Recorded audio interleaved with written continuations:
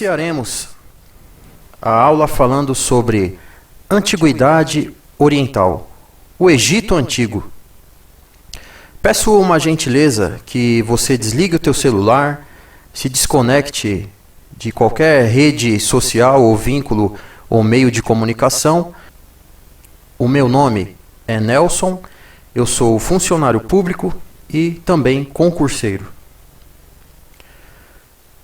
Vamos iniciar falando sobre o Egito. Na Antiguidade Oriental, nasceram as primeiras cidades, o alfabeto, as primeiras técnicas matemáticas, a medicina, o Estado, a astronomia, os primeiros calendários, a hierarquia, a dominação social, entre outras coisas. Importante a gente observar e considerar logo de cara que os egípcios possuíam um intelecto superior.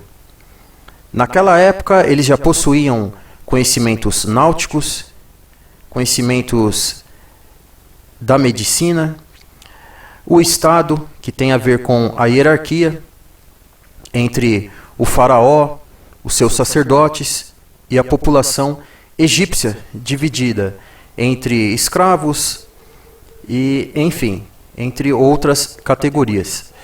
Foi nessa época que surgiram também as grandes civilizações. A localização geográfica do Egito, ela nos mostra que a civilização egípcia surgiu ao redor do rio Nilo. A Mesopotâmia, atual Iraque, também ficava próxima do Egito e surgiu entre dois rios, o rio Tigre e o rio Eufrates. Naquela época, essas regiões eram banhadas por rios, mesmo com a maior parte desértica. Os rios tornaram as terras ao seu redor férteis para o plantio e a colheita. As civilizações surgiram no meio do deserto, ao redor desses rios. Portanto, a região ficou denominada como crescente fértil. Um dos grandes desafios dos egípcios foi o de desenvolver uma civilização no meio do deserto. Os rios auxiliaram, e muito, a população egípcia nesse processo. As civilizações egípcias ficaram conhecidas também como civilizações hidráulicas. Por quê? O motivo era que os egípcios tiveram que desenvolver técnicas para levar a água dos rios até a população, ou melhor, primeiramente dos rios aos palácios dos faraós. Então, incrivelmente, eles conseguiram desenvolver uma técnica para realizar isso. E também um Estado centralizado e autoritário podia gerenciar todo esse processo. E sem sombra de dúvidas, a mão de obra escrava era abusivamente fundamental. O faraó era quem determinava tudo. Ele era considerado como um Deus vivo, inviolável. Então, o grande desafio do povo egípcio foi o quê? Foi estabelecer essa civilização no deserto.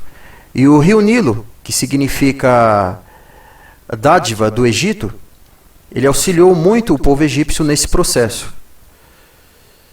O faraó era quem determinava todas as regras sociais e religiosas no Egito. O faraó já está no topo. Desde essa parte a gente já observa que o faraó era o centro das atenções egípcias. Todos os habitantes do Egito eram considerados como seus servos. Aqui está uma imagem, né, dos escravos trabalhando com esse monumento, com a estátua do faraó, né? Dando destaque, dando toda ênfase à centralização do poder que o faraó possuía. O faraó, inclusive, era considerado como o Deus vivo. Ele tinha o poder absoluto referente ao governo egípcio, ao Estado, e também era considerado insubstituível. É claro que quando ele morria, o poder ia passando para o seu filho de geração e em geração. Tanto é que Se nós pesquisarmos, vamos descobrir aí vários nomes de faraós sequenciais. Formação do Egito Antigo. O Egito é uma dádiva do Nilo. Essa frase é de Heródoto. Esta frase revela que o Egito só existiu por causa do rio Nilo. Se não fosse por esse rio, o Egito seria um grande deserto. Então, de fato, o rio Nilo favoreceu absolutamente a população e a formação da civilização egípcia. O rio Nilo, a palavra Egito significa terra preta ou terra fértil. O Egito então surgiu através do rio Nilo, que tinha suas épocas de cheias. Nas cheias, o rio deixava uma camada de nutrientes ao solo. Isso fertilizava as terras ao seu redor. Por esse motivo, o Egito surgiu no período pré-histórico, quando a população do deserto do Saara foge para ficar próxima do rio Nilo. O Egito, por esse motivo, ficou conhecido como uma dádiva do Nilo. Essas populações que fugiram do deserto acabaram formando tribos ao redor do rio. Então, uma imagem do rio Nilo em meio ao deserto. Uma imagem muito importante que retrata a civilização egípcia. Essas tribos conhecidas como Spats, e em grego significa nomos, elas tiveram então essa nomenclatura referente à época. No ano de 3500 a.C., as tribos se unificaram em dois reinos, o Alto Egito e o Baixo Egito. Isso é muito importante e pode cair também na nossa prova. O rei do Alto Egito possuía uma coroa branca e o rei do Baixo Egito uma coroa vermelha. Ocorreu então a unificação e centralização pelos faraós. Temos aqui nesta imagem os faraós pertencentes ao Alto Egito, Baixo Egito, Alto e Baixo Egito, faraó em guerra já com o Egito unificado. Então ocorreu toda uma progressão desses períodos e das fases do Egito. Vamos falar agora sobre a sociedade egípcia. O Egito foi o primeiro estado centralizado da história. A sociedade egípcia era organizada pelo faraó, que significa grande casa, que também era herdeiro do deus Horus. Enquanto na terra os egípcios acreditavam que o faraó controlava o mundo exterior, ou seja, o mundo divino, Osíris controlava o mundo do faraó na terra. Algumas das atividades do faraó eram: ele caçava hipopótamos, leões e animais do deserto. Nessa parte aqui, o que é importante a gente entender? Que havia toda uma ligação espiritual e política também nessa fase egípcia. E agora a gente vai conhecer o topo da pirâmide social egípcia, que era quem? O faraó. Então nós temos no topo o faraó, abaixo dele os nobres e sacerdotes, depois os soldados, depois os escribas, que mais para frente nessa aula a gente vai conhecer que as funções deles eram muito importantes. Abaixo dos escribas, os comerciantes, depois artesãos, camponeses e, por fim, os escravos. Escribas e sacerdotes. No Egito Antigo, existiram dois grupos extremamente poderosos no Egito: o grupo dos escribas e o grupo dos sacerdotes. Sacerdotes eram os responsáveis por administrar a vida e a morte no Egito. Eles tinham o poder sobre as pessoas e, segundo a crença egípcia, se comunicavam com o mundo divino. Aqui também revela duas funções: funções administrativas no Egito e também funções espirituais. Os escribas eram os responsáveis pela escrita. A escrita egípcia era chamada de hierógrafo. Eles eram os escrivães do Egito, e essa atribuição era exclusiva deles. Novamente aqui nós temos a hierarquia egípcia, com o faraó no topo, e a organização da sociedade. O faraó, os sacerdotes, os escribas, os funcionários burocráticos, depois os camponeses egípcios e artesãos, analfabetos submetidos aos pagamentos de tributos, trabalhos forçados, castigos, etc. Em último lugar, os escravos, que também haviam os escravos capturados em guerras. Eram poucos e não faziam parte da base da produção egípcia. Então, a parte da produção ficava mais com o quadro dos camponeses. Se um camponês não pagasse seus impostos, suas orelhas eram cortadas, por determinação do faraó. Então, havia também um certo grau de crueldade, até para servir de exemplo para outras pessoas na sociedade egípcia. O pensamento egípcio. Isso também é muito importante quando a gente estuda sobre a história egípcia, sobre a civilização do Antigo Egito. O pensamento egípcio era místico, conservador e conformista. O egípcio explicava o mundo através do mito. Eles acreditavam no poder mágico das palavras, pois para eles, tudo aquilo que era escrito ou falado possuía um poder. Eles acreditavam que a deusa Ptah criou o mundo através das palavras. Por exemplo, nos túmulos das elites egípcias, ou seja, os faraós, haviam desenhos de alimentos e servos. Alguns desenhos, o alfabeto egípcio da época. E continuando, os egípcios acreditavam que no outro mundo, no além, seus faraós também seriam servidos por eles. Por quem? Pelos servos. E por isso pintavam alimentos, barcos, animais. Segundo alguns relatos das escrituras egípcias, se um faraó morresse, seus servos e seus animais também eram mortos para acompanhá-lo e servi-lo no além. Olha que grau de importância que eles davam para essa questão do além, da vida após a morte.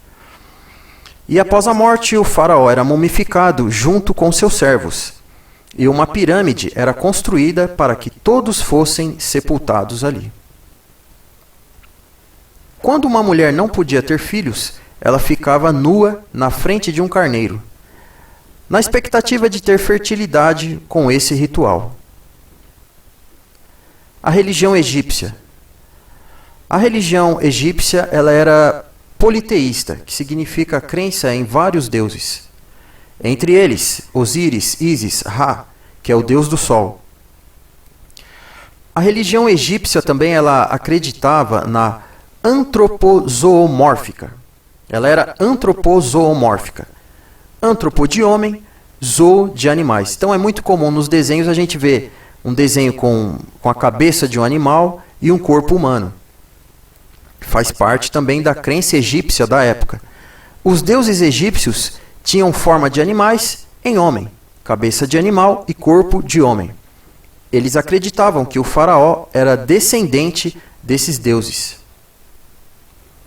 Aqui nós temos uma imagem com alguns deuses egípcios. E também os gatos. Os gatos eles tinham muita importância na sociedade egípcia da época. Os gatos faziam parte do grupo de animais sagrados. No Antigo Egito, matar um gato era motivo de pena de morte. Havia uma crença nas estátuas também, né? Os egípcios lavavam e passeavam com elas. Então olha que cultura diferenciada do povo egípcio. Aqui a gente tem um gato mumificado, bem mumificado, aliás, que é possível observar todos os detalhes na mumificação do animal. Os egípcios acreditavam que o ser humano era composto por 4 elementos. Primeiro elemento, corpo material. Segundo, réplica imaterial do corpo. o invisível, o Ka. Terceiro, alma. E quarto, aquilo que dá vida, o fogo divino. Então, esses 4 elementos eram fundamentais para constituir o ser humano no período do Egito Antigo. Continuando na religião egípcia, para um egípcio viver no outro mundo, ele precisaria desses 4 elementos anteriores. Por isso, os corpos eram mumificados para existirem no outro mundo. Então, eles conservavam os corpos, né, acreditando que haveria uma vida posterior no além. Os egípcios valorizavam muito a vida no além. Por esse motivo, as pirâmides foram construídas. Na verdade, as pirâmides eram grandes túmulos. É verdade. O faraó não era apenas sepultado. Seus pertences, servos, desenhos, tudo isso ia nesse grande túmulo, que era o quê? Eram as pirâmides. Um grande exemplo disso é o faraó Tutancâmon. Um grande faraó que foi sepultado com tantas riquezas que seu túmulo foi feito em um local bem distante da população egípcia. Acredito que eles tinham um certo receio contra saqueadores, né? Isso fez com que o túmulo só fosse localizado praticamente intacto por volta de 1920, no século XX. Na verdade, foi localizado em 1922, em um momento posterior. Se você puder pesquisar, você vai ter acesso a essa informação também. Aqui está a imagem do faraó Tutancâmon, em uma máscara mortuária. E também vamos falar sobre a continuidade cultural. O Egito tem como sua característica fantástica a continuidade cultural, artística e religiosa. Mesmo com a reverência aos deuses do Antigo Egito, as bases culturais ainda são as mesmas. As mudanças básicas são pequenas. Agora vamos falar sobre uma parte muito importante sobre a história do Antigo Egito, que é o monoteísmo. Por mais que a gente tenha conhecimento que a religião era politeísta, que havia a crença em vários deuses, ocorreu também um momento curto do monoteísmo egípcio. Ou seja, monoteísmo, a crença em um único Deus. Isso ocorreu na época do faraó Amenófis IV, ou Amenhotep. Ele impôs em sua época a adoração monoteísta. Eles acreditavam que esse Deus se manifestava através dos raios solares, o Deus Aton. E isso também era muito comum nos desenhos, porque eles não desenhavam somente os deuses, desenhavam sempre o faraó com sua família para influenciar a população egípcia, né? Outra imagem aqui também do faraó, com a luz do sol, relacionando ao deus Aton. E também outra imagem de adoração ao deus Aton. Continuando sobre o monoteísmo egípcio, muitos acreditavam que o objetivo do faraó era diminuir o poder dos sacerdotes de Amon, através da crença em um único deus egípcio. Esse faraó é o Amenhotep. Já outros acreditavam que o faraó tinha um contato próximo com Deus Aton. Essa reforma religiosa imposta por Amenhotep IV, esse faraó, aos egípcios não deu certo. É importante a gente saber que isso também pode cair na nossa prova, que essa ideologia de Amenhotep IV de estabelecer no Egito o monoteísmo, a adoração a um Deus, não deu certo, não funcionou. Por quê? Porque os sacerdotes de Amon o mataram. A reforma de Amenhotep ficou conhecida como a Revolução Armaniana. Se de repente cair na prova o que foi a Revolução armaniana, é só a gente relacionar esse período que até então foi curto de Amenhotep no Egito, como faraó, estabelecendo a adoração monoteísta a um Deus. Tudo bem? Observe na próxima imagem que o faraó Amenhotep está com sua família adorando o deus Atum, ou seja, praticamente adorando o sol. Este foi bem diferente dos faraós anteriores. É bem provável que seja o único faraó que estabeleceu, que pelo menos tentou estabelecer o monoteísmo no Egito. Amenhotep IV se autoproclamava como Arquenato, que significa aquele que cultua Atum.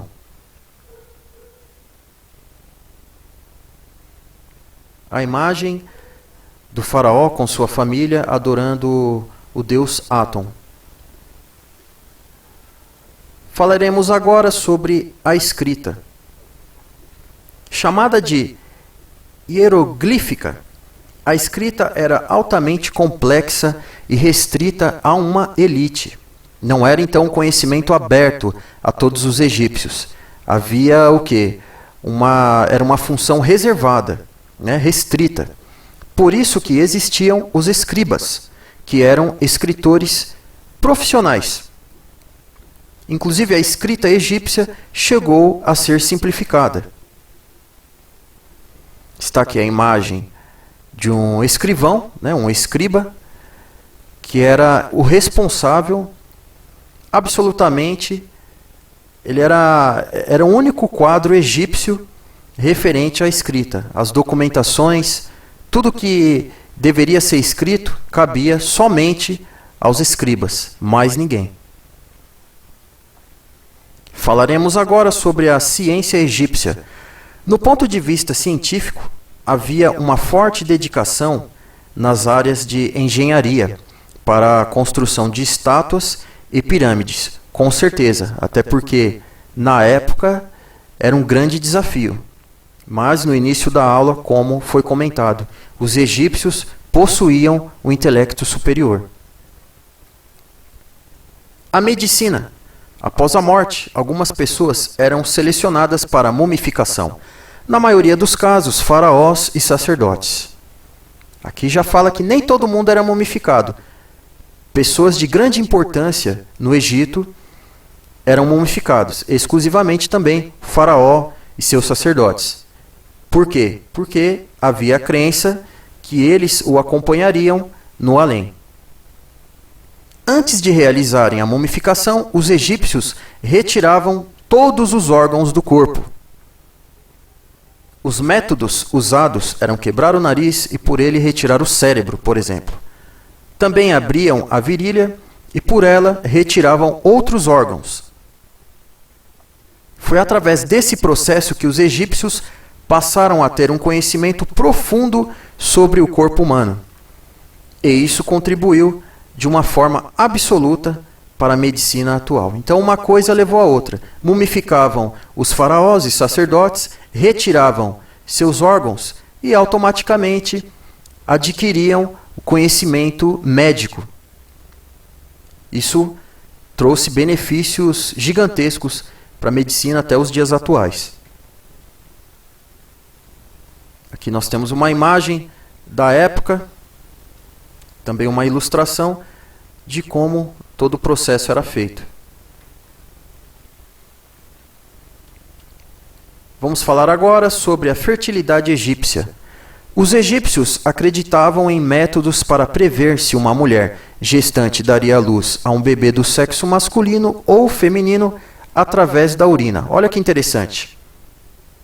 A mulher urinava sobre sementes de trigo ou cevada, e dependendo de qual nascesse, era possível definir se o bebê seria masculino ou feminino.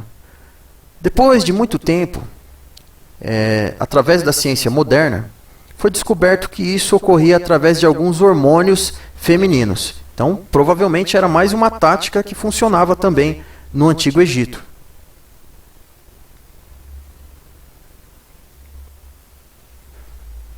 A imagem anterior de um casal egípcio, a imagem agora de uma bela mulher egípcia.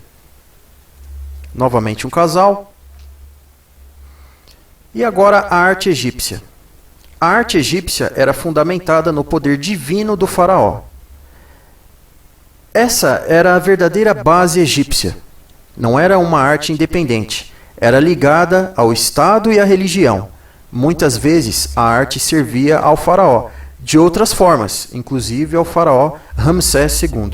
Então, mais uma vez, a gente tem o conhecimento da conexão entre a arte e também ao espiritualismo egípcio.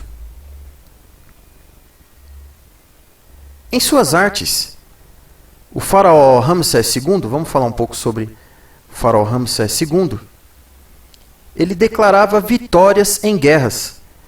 Porém, isso na verdade era mentira.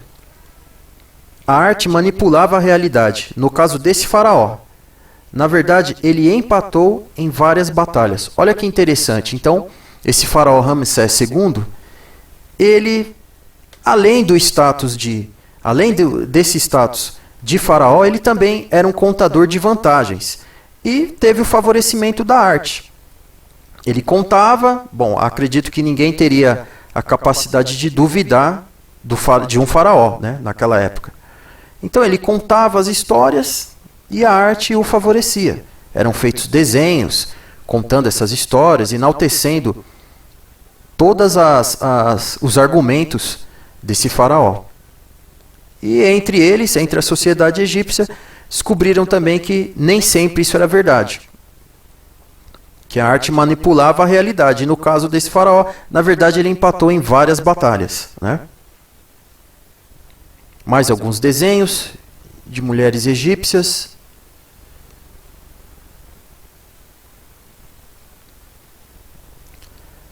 E atualmente, o Egito, nós temos aí a imagem de fundo do Egito atual. O Antigo Egito foi conquistado pelos persas no ano de 525 a.C. e logo depois pelos macedônios, depois pelos bizantinos, pelos árabes, pelos turcos, pelos ingleses e só se tornou independente no século XX. Olha como que demorou o processo de independência egípcia, né? Então, gente, essa aula está terminada. Quero também deixar as fontes e créditos ao Google. A trilha sonora é do filme O Enigma da Pirâmide. Então quero deixar também claro que não está sendo, o canal não está recebendo nenhum lucro referente ao uso dessa trilha sonora. Quero deixar claro para que o YouTube de repente não remova, não retire o vídeo do ar. É só para ilustrar melhor, foi só para ilustrar melhor nossa aula, tá? E o recado final, inscreva-se no canal Estudado Aprovado. Essa foi nossa primeira aula sobre História Geral e aguarde as aulas posteriores. Tudo bem? Um abraço, boa sorte nos estudos e nas provas do teu concurso.